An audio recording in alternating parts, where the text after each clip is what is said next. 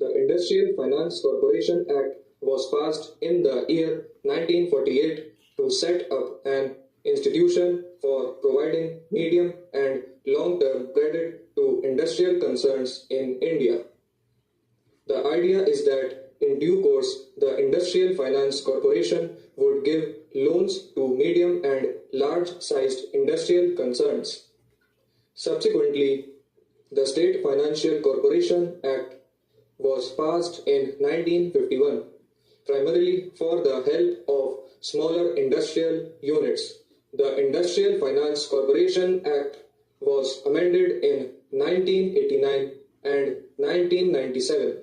The main amendments effected on the last occasion were to authorize the corporation to guarantee deferred payments in respect of import of capital goods from abroad and to enhance the corporation's borrowing powers. The House would have already noticed the significant improvement during the last year in the overall business of the corporation, as revealed in its annual report for the year ended 30th June 2006, which was laid on the table of the House a few weeks age. I would like particularly to invite the attention of the House to the all-time record total loans approved by the corporation. Another good feature is that out of fresh loans approved this time, the share of industries situated in relatively less industrially developed states like Andhra Pradesh, Assam, Delhi, and Rajasthan is quite sizable. The profits of the corporation during the last year have also recorded a substantial increase over that of the previous year. The corporation has been able to augment its reserves appreciably.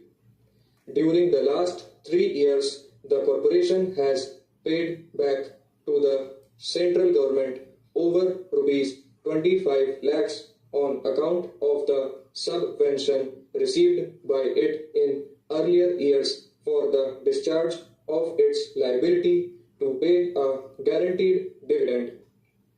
The House may also be aware that for the first time since its inception, the corporation has secured a foreign exchange credit of $100 million from the Redevelopment Loan Fund of the US government for sublending to industrial concerns in India.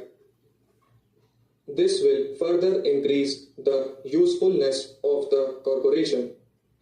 The progress already received by the corporation is substantial, and the role it is expected to play in the coming 11th plan period would be significant one. It is therefore desirable to equip the organization at this stage adequately to serve the interest of industry in a wider field. This bill is largely intended to achieve